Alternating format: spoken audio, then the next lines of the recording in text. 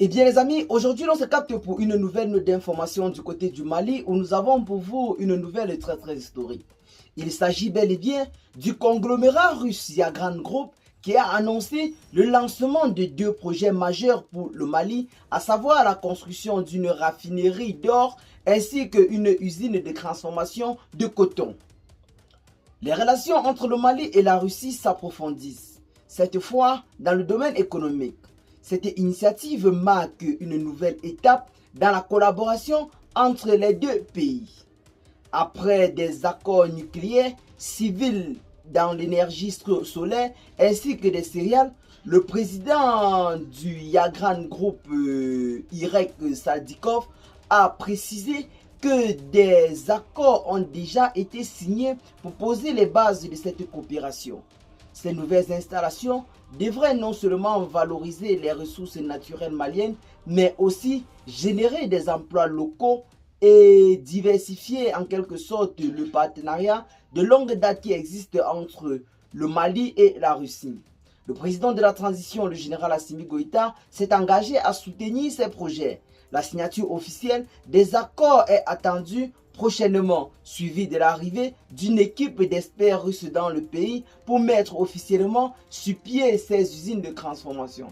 Notons également que ces usines de transformation profiteront également aux ingénieurs maliens, car le contrat stipule également la formation des ingénieurs maliens dans le domaine en question, afin qu'après le départ de ces instructeurs russes, les Maliens peuvent eux-mêmes, en quelque sorte, diriger ou alors manipuler ces machines de transformation et d'exploitation des ressources premières dans le pays. Eh bien les amis, c'est une fois de plus une nouvelle très historique. Depuis plusieurs décennies, l'on n'avait jamais vu l'Afrique signer de tels partenariats avec des puissances étrangères. Les anciens partenariats traditionnels, notamment ceux signés avec la France, stipulaient en sorte que ceux-là nous fournissent du matériel et sont encore ceux-là même qui sont censés le manipuler pour exploiter nos ressources. Mais aujourd'hui, l'on peut véritablement affirmer sans risque de se tromper qu'il y a eu une véritable progression dans la coopération avec les autres pays, notamment la Russie. Car la majorité des contrats qui ont été signés ces derniers temps avec cette puissance stipulent que des ingénieurs africains doivent aussi être formés à manipuler ces engins. Et une fois le contrat terminé ou alors le départ des instructeurs, les Maliens ou alors les Africains en question peuvent gérer ces machines. C'est ce qui s'est vérifié tout récemment avec l'arrivée du matériel militaire, autant pour nous, de très haute génération livré par la Russie. Une fois l'arrivée de ces matériaux, ce sont des instructeurs russes qui étaient chargés de les manipuler, mais en formant également des ingénieurs africains, notamment des ingénieurs de l'AES à la manipulation de ces engins.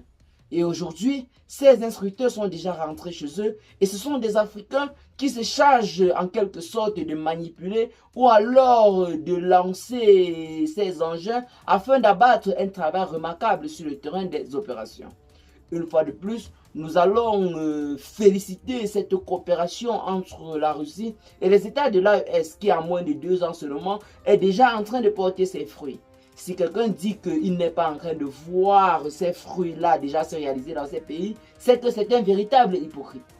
Eh bien les amis, qu'est-ce que vous en pensez de cette nouvelle collaboration entre le Mali et la Russie? Partagez massivement la vidéo à vos amis si vous l'avez notamment trouvée intéressante. Abonnez-vous à la chaîne si ce n'est pas encore fait. Et à très bientôt les gars pour de nouvelles notes d'informations. Ciao.